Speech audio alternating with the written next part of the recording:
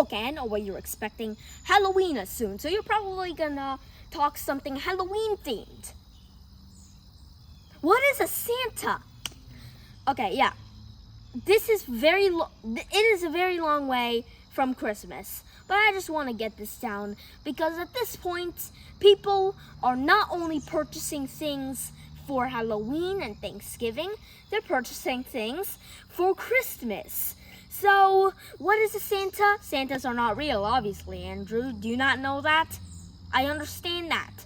But I actually never knew until I was 10 years old. Ha!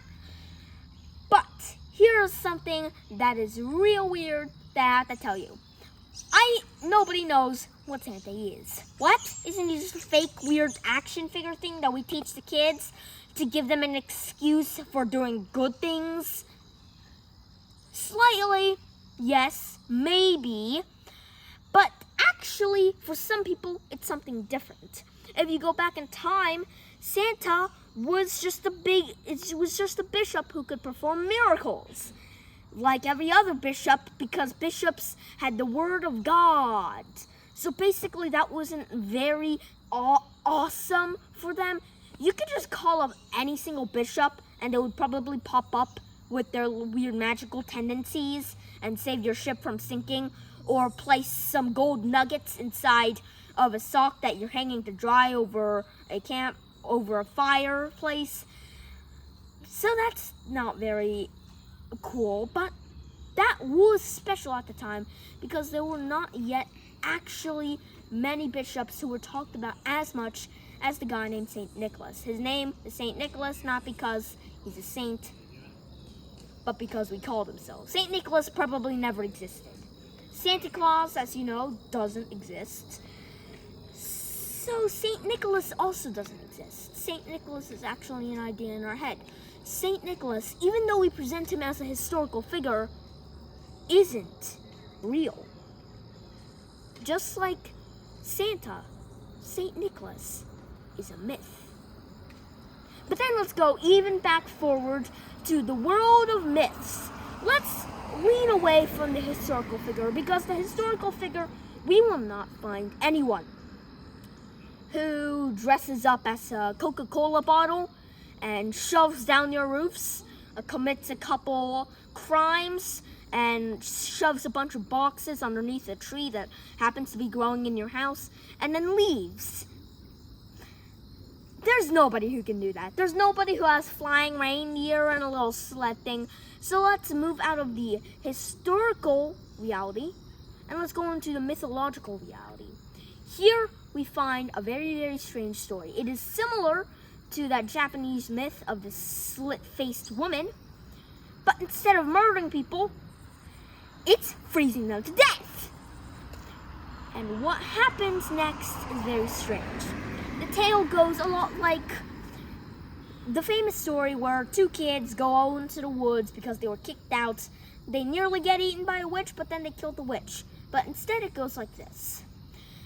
There is a small family living in the middle of the woods, and they are poor.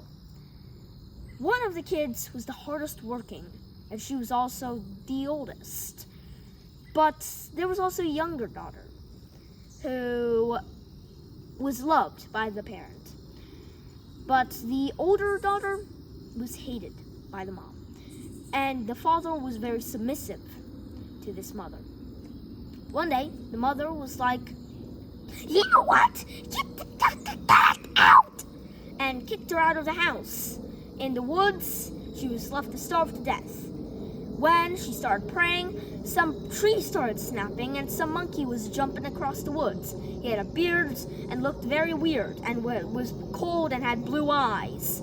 He popped up to her, and this is a demon. Cool, right? This demon is the demon of winter, or the spirit of winter, or the god of snow, whichever one you please. And he went up to the girl and was like, "Hey, are you cold?" Now this girl knew what this guy was, and she said, "No, I'm not cold."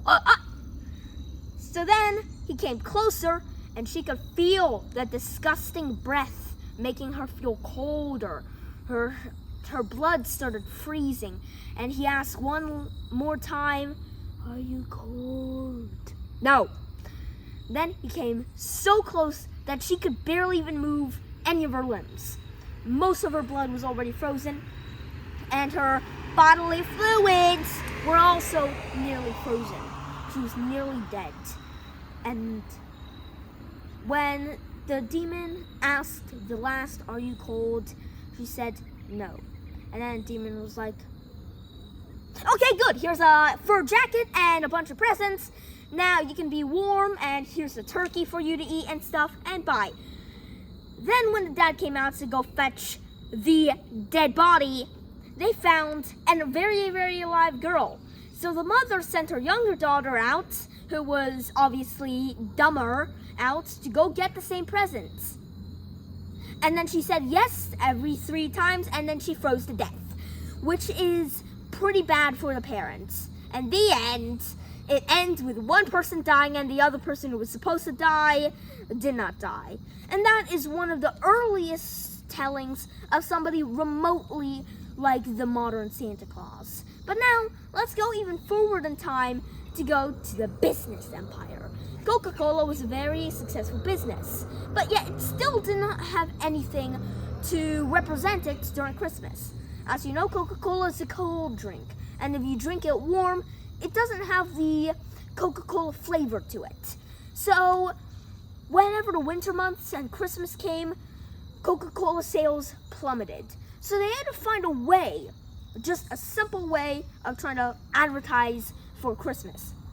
The Coca-Cola industry looked at at this time, rather obscure figure named Santa Claus, who at this time was dressed in green, was very skinny, had no beard, and was usually a homeless person.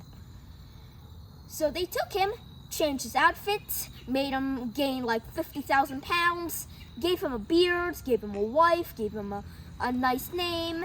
Santa Claus was, our modern image of Santa Claus was then born. Well, of course, Santa was not completely invented by the Coca-Cola industries. Other industries and storytelling things also had ideas of Santa Claus, but they never had it on such a scale, and their ideas had never been embedded within our Christmas spirit as much as that. So the Coca-Cola industries basically turned them into their winter mascot, which I say is fine, but I don't really care. So that's all nice and all, but seriously, what is a Santa? Is it a mythological figure?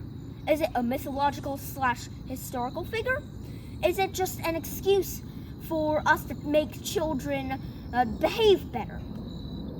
I don't know. I can't tell you any of that. But I will tell you something, but do not take it for granted. I don't know much about this topic. Nobody else knows much about this topic, unless you live in the North Pole and have a bunch of elves. But for me, it depends. Santa we talk about will be an advertising claim. It's a way for the Coca-Cola industries to gain a larger profit during the winter months. If we're talking about the idea, which is what we're probably mainly talking about right here, goes way back to a world where people wanted to feel better in the cold winter months, where most people starved and froze to death. So Santa is, in some respects, a thing that we use for companies to gain a larger profit, and for other people, like parents, to gain an immortality to make the kids listen to them. But in the basic idea of this idea that we have of Santa, he is just another way for us to feel better during the winter months. Back then, the winter months were horrible, devastating. Crops were failing, horses and cattle would die, water would freeze, the temperature dropped, wood froze and then cracked, Sunlight and cold air poured in through the wooden doors. People wanted a way to feel better these months, to feel less sad, less cold. So they developed Santa. And this idea still persists today, even though we are not yet cold. Our houses do not creak in the winter. We don't freeze to death in the winter. We have a steady supply of food in the winter. But the idea of Santa still persists today, no matter what happens, no matter how many technology changes, no matter how much our ideologies changes. Although it has been made much different than it was back then, from a demon to a magic human, the idea still persists today as the same thing. Santa is a way for us to feel better, even in these times of trouble. And it is a way for us to look to our future with optimism and to do what is best at the moment for the future.